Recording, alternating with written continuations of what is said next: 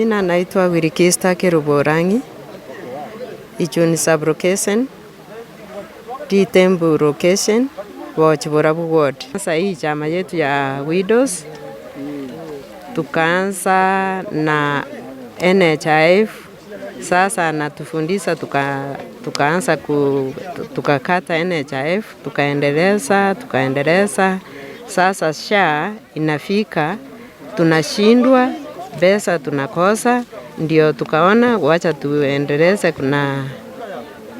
na Fish Fund. Hii Fish Fund ndio tunaendelea, sasa ndio tunafuna siku ya leo. Sasa kitu cha muhimu kabisa, hii Fish Fund tunauza mboga, tunauza hii Fish Fund, pesa yake ni kidogo. Siku ya leo tumekuja hapa mambo ya samaki. Walikuwa kina mama hawa watima wameweka samaki hapa, lakini imekuwa tiale. Sasa leo wamekuja ili watoe hiyo samaki waende kutumia na wengine wauze, isaidie hao. Hiyo ndio imefanya sisi tumekuja hapa. Na hii kazi ya kina mama wanafanya hawa watima ni kazi nzuri, ni kazi inaweza saidia hao. Wanatafuta pesa ya kujiwezesha. Wako na watoto wengine, wako na watoto wadogo wanaenda shule, wanataka mavazi, wanataka chakula, hawana. Kwa hivyo hii samaki itaweza kusaidia. Kama siku ya leo wakiuza hii samaki itasaidia hao. Sewa Njabuta ni coordinator ya Borabu Widows Super Group. Hii Widows imepata sisa kidogo,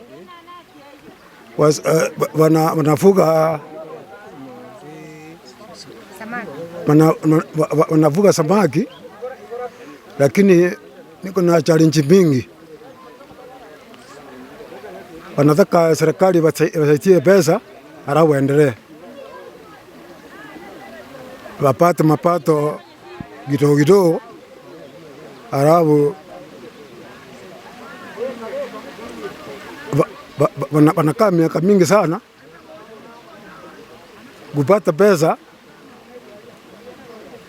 Serikali inataka kupata pesa, lakini bado tunataka wapate pesa waendelee mbele.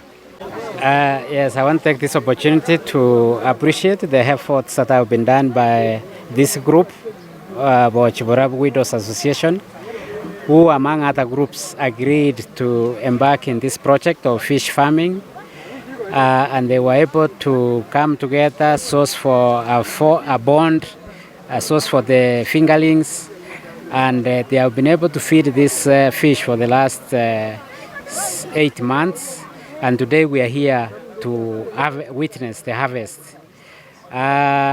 It's one thing I must commend this group, because through their own discussions, they agreed that we now need to embark into an activity that can generate income, but it's also an activity where themselves can actually be the market for what they produce. So in a way, whatever they produce, they can sell to the general public, but they can also purchase as individuals, and in that way they strengthen their...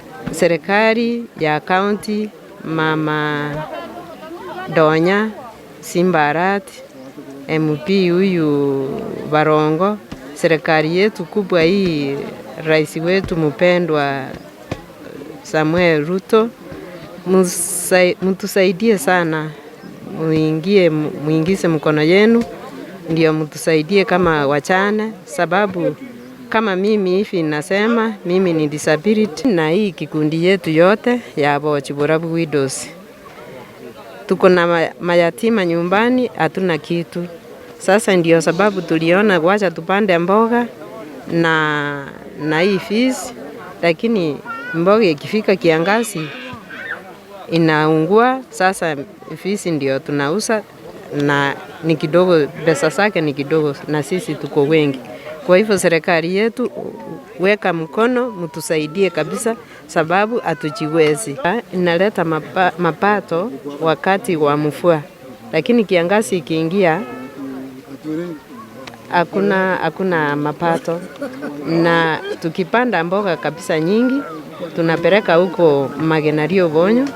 Kitu mzuri tunataka tu serikali yetu tusaidie capital na tusaidie ile mashini ya kukausa mboga, ndio mboga yetu iende nchi za nje, ndio tupate pesa. I think that I see that they have really strengthened in is the issue of collaboration. They are able to collaborate among themselves to create synergy, skill transfer, and also encouragement among themselves. Of course, these activities, they have been doing them since 2015 when they began.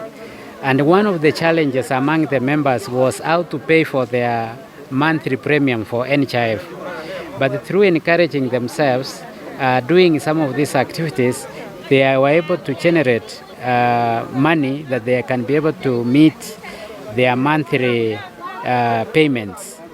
Now, of course, we have the SHA, and it has its own conditions, like the 1-year payment, which gives them a few difficulties. But in their discussions, I'm hearing them strategizing on how best they can mobilize personal resources, and also through group encouragement to ensure that they always have a card. This is very important because we realize that you can create some fund, but when health issues or sickness strikes, you find all those resources are utilized and people go back to square one. So by having the card, it sort of safeguards the family resources, because in the process of sickness, the card is able to take care of the hospital bills as they continue with whatever business or activity they were engaging in. I must commend the group that they have really tried to not only keep together, but continue building on their capacity.